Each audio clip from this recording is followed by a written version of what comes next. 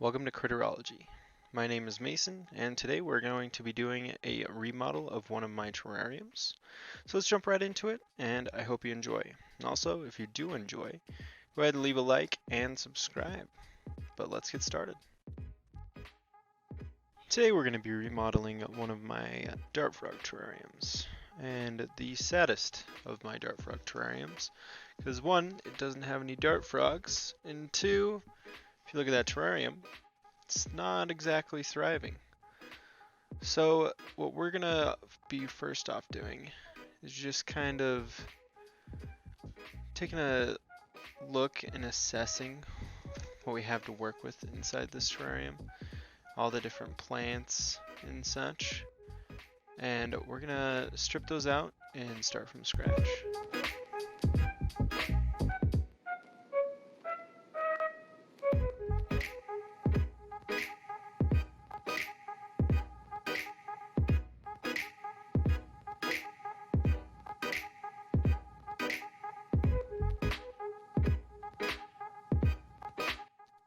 Adding on to the plants that we already have inside the terrarium, we're going to be stealing all of the plants from this terrarium, and this is going to be one of my bigger projects. Is I'm going to turn this terrarium back into an aquarium once again, and so we're going to be removing all of the plants out of this and using them inside of our dart frog terrarium.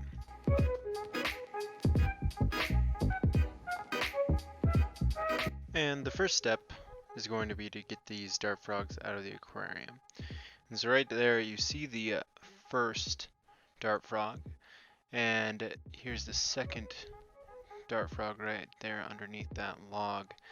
And so first I gloved up, and it's very important to use these gloves because you're protecting the frog. You're not protecting yourself because these aren't toxic in captivity. And so you're protecting the frog from the oils on your hand, and you can see them. I'm very gentle. I have them in my hand right there. Just see them right there. And so we'll move on to the second frog.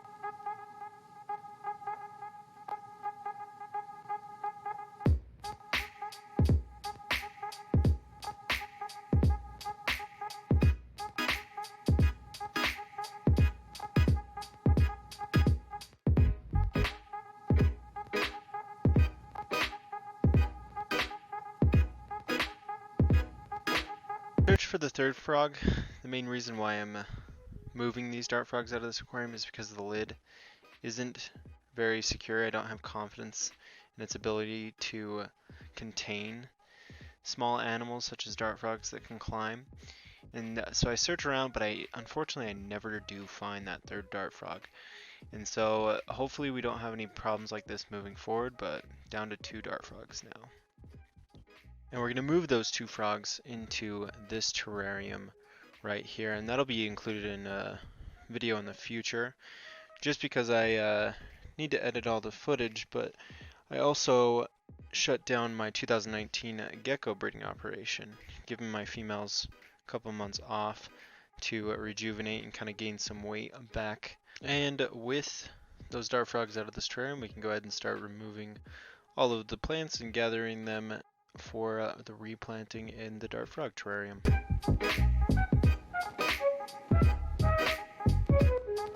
And here you can kind of see me wiggling the bromeliads around, just because their roots are so delicate, and propagating a bromeliad into a new terrarium is very difficult to do if you rip off the existing roots, and so I'm very careful to keep those intact during the move. I also am using the dirt out of this aquarium, or technically terrarium, in the new dart frog tank, because this dirt is bioactive, meaning it has bugs and such in it, and so we gather all that up and use it as extra layers in the terrarium.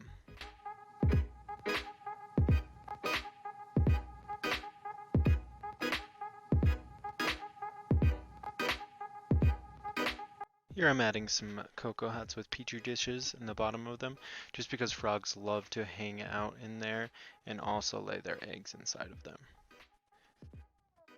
And with that done, we're going to go ahead and start planting the terrarium, and these, I don't know any of the names of the plants that I'm using in here just because I bought them forever ago. I've acquired them from friends and such.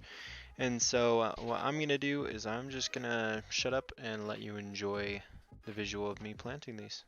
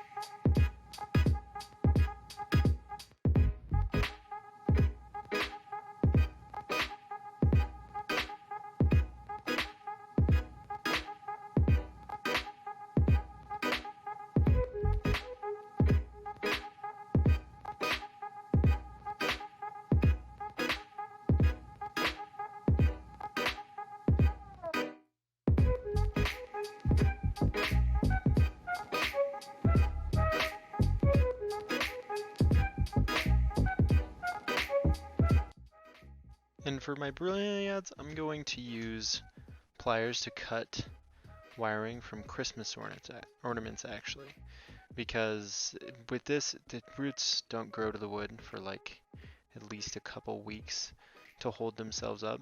So I just pin them right in there with that. And we're going to be jumping into this terrarium, which the dart frogs are going into. We're going to clip this little baby pup right there and use it as kind of the center bromeliad in this terrarium, because the plants that are going to be drooping down hopefully eventually from the two high up kind of planter boxes behind the cork bark, I plan on those coming down, and I want this to kind of grow up and take the space in the middle with these coming down on the sides.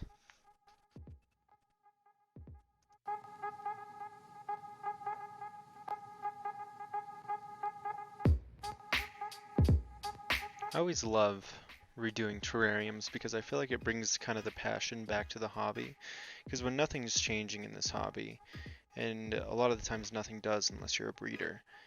And so with this, I always love kind of redoing a tank because it kind of brings back the passion and the drive on why you got into this hobby in the first place and all the creativity behind that.